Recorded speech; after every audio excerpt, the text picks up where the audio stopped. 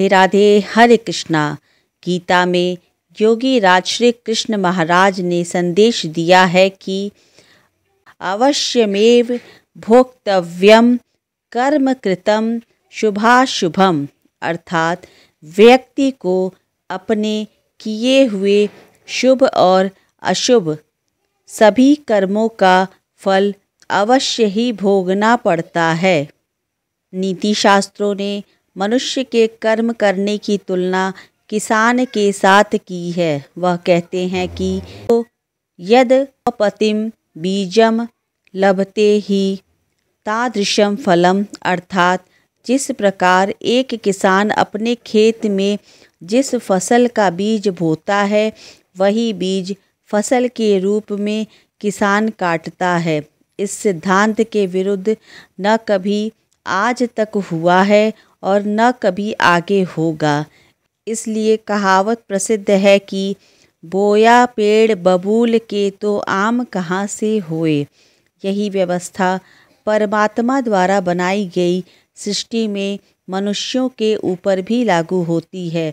परमात्मा ने मनुष्य को कर्म करने के लिए स्वतंत्र रखा है। इंसान जैसा चाहे कर्म कर सकता है। अच्छे या बुरे कर्म मनुष्य की विवेक शक्ति के ऊपर निर्भर करता है। मनुष्य अपने जीवन में जैसे जैसे कर्म करता जाता है वैसे वैसे ही उसके जीवन का निर्माण होता जाता है। परंतु परमात्मा ने मनुष्य को केवल कर्म करने की स्वतंत्रता दी है। कर्म फल व्यवस्था परमात्मा के अधीन है। जैसे कर्म किए हैं वैसा ही फल मिलेगा, यह निश्चित है, क्योंकि परमात्मा न्यायकारी है। परमात्मा मनुष्य द्वारा किए जाने वाले प्रत्येक कर्मों को जानने वाला है। परमात्मा के आगे किसी की सिफारिश नहीं चलती है। परमात्मा को कोई रिश्वत नहीं दे सकता है। इसलिए परमात्मा को पूर्ण न्यायकारी कहा गया है। परमात्मा की अटल न्याय व्यवस्था से कोई भी आज तक न तो बच सका है और न ही आगे बचेगा। इसलिए अच्छे कर्म करने वाला व्यक्ति निर्भय होता है। बुरा कर्म करने वाला व्यक्ति हर समय भयभीत होता है। उसके मन में सदैव यह शंका रहती है कि कभी मेरे बुरे कर्म सामने न आ जाएं। बुरे कर्मों के सामने आते ही उसे उन कर्मों का फल मिलना शुरू हो जाता है। हमारे शास्त्रों में कहा गया है कि व्यक्ति इस प्रकार का व्यवहार समाज के प्रति करता है उसके प्रति भी वैसा ही व्यवहार करना चाहिए। चाणक्य नीति के 17वें अध्याय में चाणक्य ने लिखा है कि कृते प्रतिकृतम कुर्याद हिंसने प्रतिहिंसनम तत्र दोषो न पतति दुष्टे दुष्टम समाचरेत, अर्थात उपकार करने वाले के प्रति प्रत्युपकार करना चाहिए। हिंसा करने वाले के प्रति हिंसा का व्यवहार करना चाहिए। ऐसा करने पर दोष नहीं होता, क्योंकि दुष्ट के प्रति दुष्टता का आचरण करना चाहिए, वही उचित होगा। महर्षि दयानंद सरस्वती जी ने आर्य समाज के 7वें नियम में लिखा है कि सबके साथ प्रीतिपूर्वक धर्मानुसार यथा योग्य बर्ताव करना चाहिए। उपकारी के प्रति प्रत्युपकार करना चाहिए, परंतु जो हमारा नाश करने पे उतारू है, हमारी संस्कृति सभ्यता और धर्म का ही नाश करने पे तुला हुआ है, ऐसे दुष्टों का तो वध ही कर देना चाहिए। श्रीमद् भागवत के अनुसार कर्म का सिद्धांत अत्यंत कठोर है। जहाँ अच्छे कर्म व्यक्ति के जीवन को प्रगति की दिशा में ले जाते हैं, वहीं बुरे कर्म उसे पतन की ओर ले जाते हैं। धर्म ग्रंथों के अनुसार मनुष्य को किए हुए शुभ या अशुभ कर्मों का फल अवश्य भोगना पड़ता है। इसलिए भगवान श्री कृष्ण ने गीता में कर्म को प्रधानता देते हुए यहाँ तक स्पष्ट किया है कि व्यक्ति की यात्रा जहाँ से छूटती है, अगले जन्म में वह वहीं से प्रारंभ होती है। कर्म के इसी सिद्धांत को सरलता से समझने के लिए जानते हैं कि कर्मों के प्रकार और कर्म फलों के बारे में। कर्म के प्रकार। कर्म 3 प्रकार के होते हैं, क्रियमाण, संचित और प्रारब्ध। अभी वर्तमान में जो कर्म किए जाते हैं वे क्रियमाण कर्म कहलाते हैं। कर्म एक संस्कृत शब्द है जिसका अर्थ है क्रिया या कार्य। हिंदी में कर्म का अनुवाद देवरी या काम भी होता है। विभिन्न धर्मशास्त्रों और फिलॉसफियों में कर्म के अर्थ और महत्व को अलग अलग रूपों में समझा जाता है। हिंदू धर्म में कर्म का अत्यंत महत्व है। यहाँ कहा जाता है कि जीवात्मा अपने कर्मों के अनुसार भविष्य में फल प्राप्त करता है। यदि किसी व्यक्ति ने अपने अच्छे कर्म किए हैं तो उसे सुख और समृद्धि का फल मिलता है। वहीं बुरे कर्म करने वालों को दुख और पीड़ा का फल भुगतना पड़ता है। हिंदू धर्म में कर्म को भगवान के सामने यज्ञ के रूप में भी प्रस्तुत किया जाता है, जिससे समर्थी और अल्पज्ञ दोनों लोग भाग लेते हैं। बौद्ध धर्म में कर्म का भी महत्व है। यहाँ भी कहा जाता है कि व्यक्ति अपने कर्मों के अनुसार अपने भविष्य को निर्माण करता है। यहाँ बुद्ध ने निष्काम कर्म कर बहुत महत्व दिया था। जैन धर्म में भी कर्म का बहुत महत्व है। यहाँ कहा जाता है कि जीवात्मा के कर्मों के फलस्वरूप वह संसार में बंधता है। जैन धर्म में निष्काम कर्म और आत्मानुशासन का जिक्र किया गया है। संचित कर्म वर्तमान से पहले इस जन्म में किए हुए अथवा पहले के अनेक मनुष्य जन्मों में किए हुए जो कर्म संग्रहित हैं वे संचित कर्म कहलाते हैं। प्रारब्ध कर्म संचित में से जो कर्म फल देने के लिए प्रस्तुत हो गए हैं, अर्थात जन्म, आयु और सुखदायी दुखदायी परिस्थिति के रूप में परिणित होने के लिए सामने आ गए हैं, वे प्रारब्ध कर्म कहलाते हैं। क्रियमाण कर्म। क्रियमाण कर्म 2 तरह के होते हैं, शुभ और अशुभ। जो कर्म शास्त्रानुसार विधि विधान से किए जाते हैं वे शुभ कर्म कहलाते हैं, और काम, क्रोध, लोभ, प्रासक्ति आदि को लेकर जो शास्त्र निषिद्ध कर्म किए जाते हैं वे अशुभ कर्म कहलाते हैं। शुभ अथवा अशुभ प्रत्येक क्रियमाण कर्म का एक तो फल अंश बनता है और एक संस्कार अंश। ये दोनों भिन्न भिन्न हैं। क्रियमाण कर्म के फल अंश के 2 भेद हैं, दृष्ट और अदृष्ट। इनमें से दृष्ट के भी 2 भेद हैं, तत्कालिक और कालांतरिक। जैसे स्वादिष्ट भोजन करते हुए जो रस आता है, सुख होता है और प्रसन्नता होती है, तृप्ति मिलती है, यह इष्ट का तत्कालिक फल होता है।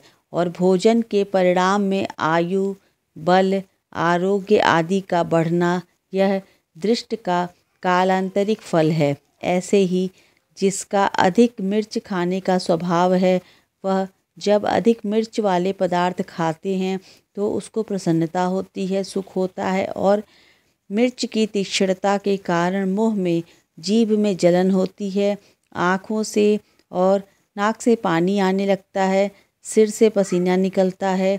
यह दृष्ट का तत्कालिक फल है और कुपथ्य के कारण परिणाम में पेट में जलन और रोग दुख आदि का होना होता है।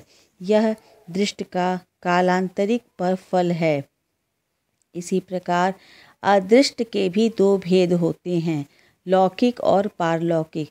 जीते जी ही फल मिल जाए, इस भाव से यज्ञ, दान, तप, तीर्थ, व्रत, मंत्र, जप आदि शुभ कर्मों को विधि विधान से किया जाए और उसका कोई प्रबल प्रतिबंध न हो तो यहाँ ही पुत्र, धन, यश, प्रतिष्ठा आदि अनुकूल की प्राप्ति होना और रोग, निर्धनता आदि की प्रतिकूल की निवृत्ति होना, यह अदृष्ट का लौकिक फल है।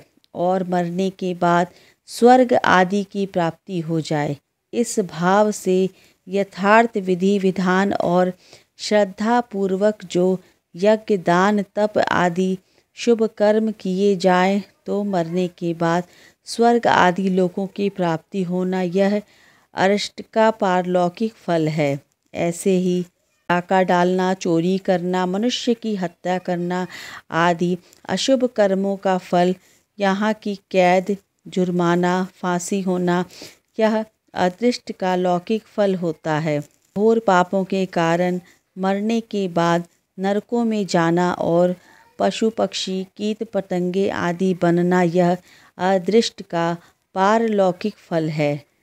पाप पुण्य के इस लौकिक और पारलौकिक फल के विषय में एक बात और समझने की है कि जिन पाप कर्मों का फल यहीं कैद, जुर्माना, अपमान, निंदा आदि के रूप में भोग लिया है, उन पापों का फल मरने के बाद भोगना नहीं पड़ता है, परंतु व्यक्ति के पाप कितनी मात्रा के थे और उनका भोग कितनी मात्रा में हुआ, अर्थात उन पाप कर्मों का फल उसने पूरा भोगा या अधूरा, इसका पूरा पता मनुष्य को नहीं लगता है, क्योंकि मनुष्य के पास इसका कोई माप तोल नहीं होता है, परंतु भगवान को इसका पूरा पता होता है। अतः उनके कानून के अनुसार उन पापों का फल यहाँ जितने अंश में कम भोगा गया है, उतना इस जन्म में या मरने के बाद भोगना ही पड़ता है।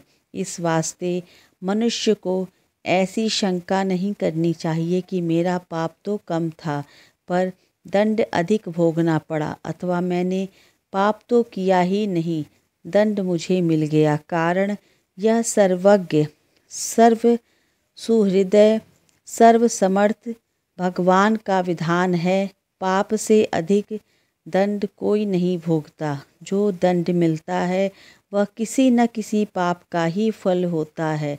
इस विवेचना को सरल शब्दों में समझने के लिए एक कहानी की ओर चलते हैं। किसी गांव में एक सज्जन रहते थे। उनके घर के सामने एक सुनार का घर था। सुनार के पास सोना आता रहता था और वह गढ़ कर देता रहता था। ऐसे वह पैसे कमाता था। एक दिन उसके पास अधिक सोना जमा हो गया। रात्रि में पहरा लगाने वाले सिपाही को इस बात का पता लग गया। उस पहरेदार ने रात्रि में उस सुनार को मार दिया और जिस बक्से में सोना था उसे उठाकर चल दिया। इसी बीच सामने रहने वाले सज्जन लघु शंका के लिए उठकर बाहर आए। उन्होंने पहरेदार को पकड़ लिया और कहा कि इस बक्से को कैसे ले जा रहे हैं। तो पहरेदार ने कहा, तू चुप रह, हल्ला मत कर, इसमें से कुछ तू ले ले और कुछ मैं ले लूँ। सज्जन बोला, मैं कैसे ले लूँ, मैं चोर थोड़ा ही हूँ। पहरेदार ने कहा, तू समझ जा, मेरी बात मान ले, नहीं तो दुख पाएगा। पर वे सज्जन नहीं माने। तब पहरेदार ने बक्सा नीचे रख दिया और उस सज्जन को पकड़कर जोर से सीटी बजा दी। सीटी सुनते ही घोर जगह पहरा लगाने वाले सिपाही दौड़कर वहां आ गए। उसने सबसे कहा कि यह इस घर से बक्सा लेकर आया है और मैंने इसको पकड़ लिया है। तब सिपाहियों ने घर में घुसकर देखा कि सुनार मड़ा पड़ा है और उन्होंने उस सज्जन को पकड़ लिया, कानून के हवाले कर दिया। जज के सामने बहस हुई तो उस सज्जन ने कहा, मैंने नहीं मारा, उस पहरेदार सिपाही ने मारा है। सब सिपाही आपस में मिले हुए थे। उन्होंने कहा कि नहीं, इसी ने मारा है, हमने खुद रात्रि में इसे पकड़ा है इत्यादि। मुकदमा चला। चलते चलते अंत में उस सज्जन के लिए फांसी का हुक्म हुआ। फांसी का हुक्म होते ही उस सज्जन के मुख से निकला, देखो, सरासर अन्याय हो रहा है। भगवान के दरबार में कोई न्याय नहीं है। मैंने मारा नहीं, मुझे दंड हो और जिसने मारा है वह बेदाग छूट जाए। जुर्माना भी नहीं, यह अन्याय है। जज पर इसका असर पड़ा कि वास्तव में यह सच बोल रहा है, इसकी किसी तरह से जांच होनी चाहिए। ऐसा विचार करके उस जज ने एक षड्यंत्र रचा। सुबह होते ही एक आदमी रोता चिल्लाता हुआ आता है और कहता है कि हमारे भाई की हत्या हो गई, सरकार इसकी जांच होनी चाहिए। तब जज ने उसी सिपाही को और कैदी सज्जन को मरे हुए व्यक्ति की लाश उठाकर ले जाने के लिए भेजा। दोनों उस आदमी के साथ वहां गए जहां पर लाश पड़ी थी। खाट पर लाश के ऊपर कपड़ा बिछाया था, खून बिखरा पड़ा था। दोनों ने उस खाट को उठाया और उसे उठाकर ले चले। साथ का दूसरा आदमी खबर देने के बहाने आगे दौड़कर चला गया। तब चलते चलते सिपाही ने कैदी से कहा, देख, उस दिन तू मेरी बात मान लेता तो सोना मिल जाता और फांसी भी नहीं लगती। अब देख लिया सच्चाई का फल। कैदी ने कहा, मैंने तो अपना काम सच्चाई का ही किया है। फांसी हो गई तो हो गई, हत्या की तूने, दंड भोगना पड़ा मेरे को। भगवान के यहाँ न्याय नहीं है। खाट पर झूठ मूठ मरे हुए के समान पड़ा आदमी उन दोनों की बातें सुन रहा था। उसने खाट पर पड़े पड़े उन दोनों की बातें लिख ली। सिपाही ने यह कहा और कैदी ने यह कहा। जब जज के सामने खाट रखी गई तो खून भरे कपड़े को हटाकर वह उठ खड़ा हुआ और उसने सारी बात जज को बता दी। रास्ते में सिपाही यह बोला और कैदी ने यह बोला। यह सुनकर जज को बड़ा आश्चर्य हुआ। सिपाही भी हक्का बक्का रह गया। सिपाही को पकड़कर कैद कर लिया गया, परंतु जज के मन में संतोष नहीं हुआ। उसने कैदी को एकांत में बुलाकर कहा, इस मामले में तो मैं तुम्हें निर्दोष मानता हूँ, पर सच सच बताओ, इस जन्म में तुमने कोई हत्या की है क्या? वह बोला, बहुत पहले की घटना है। एक दुष्ट था जो छिपकर मेरे घर में मेरी स्त्री के पास आया करता था। मैंने अपनी स्त्री को तथा उसको अलग अलग खूब समझाया, पर वह माना नहीं। एक रात वह घर पर था और मैं अचानक आ गया। मेरे को गुस्सा आ गया था। मैंने तलवार से उसका गला काट दिया और घर के पीछे जो नदी है उसमें फेंक दिया। इस घटना का किसी को पता नहीं लगा। यह सुनकर जज बोला, तुम्हारे को इस समय फांसी होगी। मैंने भी सोचा कि मैंने किसी से घूस रिश्वत नहीं खाई, कभी बेईमानी नहीं की, फिर मेरे हाथ से इसके लिए फांसी का हुक्म लिखा कैसे गया? अब संतोष हुआ। उसी पाप का फल तुम्हें यहाँ भोगना पड़ेगा। सिपाही को अलग फांसी होगी। सज्जन ने चोर को पकड़वाकर अपने कर्तव्य का पालन किया था, फिर उसको जो दंड मिला है वह उसके कर्तव्य पालन का फल नहीं है। प्रत्युत उसने बहुत पहले जो हत्या की थी उस हत्या का फल है। कर्तव्य का पालन करने के कारण उस पाप हत्या का फल उसको यहीं मिल गया और परलोक के भयंकर दंड से छुटकारा हो गया। कारण कि इस लोक में जो दंड भोग लिया जाता है उसका थोड़े में ही छुटकारा हो जाता है, थोड़े में ही शुद्धि हो जाती है, नहीं तो परलोक में बड़ा भयंकर दंड भोगना पड़ता है। इस कहानी से यह पता लगता है कि मनुष्य के कब किए हुए पाप का फल कब मिलेगा इसका कुछ पता नहीं चलता है। भगवान का विधान विचित्र है। जब तक पुराने पुण्य प्रबल रहते हैं तक उग्र पाप का फल भी तत्काल नहीं मिलता है। जब तक पुराने पुण्य खत्म होते हैं तब उस पाप की बारी आती है। पाप का फल दंड तो भोगना पड़ेगा ही, चाहे इस जन्म में भोगना पड़े चाहे जन्म जन्मांतर। भागवत गीता के अनुसार पाप कर्मों से मुक्ति उपाय। भागवत गीता में पाप और पुण्य के विषय में कई बातें बताई गई हैं। गीता के अनुसार पाप कर्मों से मुक्ति प्राप्ति करने के लिए कर्म योग करना चाहिए। कर्म योग भागवत गीता में कहा गया है कि कर्मों को त्याग नहीं करना चाहिए, बल्कि निष्काम भाव से कर्म करना चाहिए, यानी कर्म फल की चिंता किए बिना कर्म करना चाहिए। कर्मयोगी व्यक्ति अपने कर्मों को भगवान को समर्पित करता है और उन्हें फल की चिंता नहीं होती है। इस प्रकार कर्मयोगी अपने कर्मों से आसक्ति को त्याग कर मुक्ति को प्राप्त होता है। भक्ति योग। भागवत गीता में भक्ति योग के माध्यम से भगवान के प्रति प्रेम और भक्ति का विकास करने की भी प्रेरणा दी गई है। भक्ति योगी अपने मन, वचन और कर्म से भगवान की उपासना करते हैं और उसके प्रति समर्पण भाव रखते हैं। भक्ति योग के माध्यम से व्यक्ति अपने अंतरंग दुखों से मुक्त हो जाता है और भगवान के प्रति आत्मीय संबंध का अनुभव करता है। ज्ञान योग। भगवत गीता में ज्ञान योग के माध्यम से ज्ञान का बहुत बड़ा महत्व बताया गया है। ज्ञान योगी व्यक्ति आत्मा के अस्तित्व को समझता है और सच्चे ज्ञान के द्वारा भगवान को प्राप्त करता है। ज्ञान योगी को पापों से मुक्ति मिलती है, क्योंकि जब वह आत्मा को शुद्ध और अविकारी जानता है तो उसके सारे पाप ध्वंस हो जाते हैं।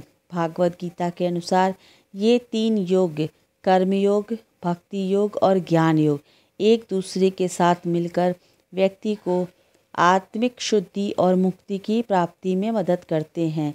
आत्मविकास और धार्मिक उन्नति के लिए भागवत गीता के संदेशों का अनुसरण करना महत्वपूर्ण है और ज़रूर करना चाहिए। हरे कृष्णा कृष्ण कृष्ण हरे हरे, हरे राम राम राम हरे हरे।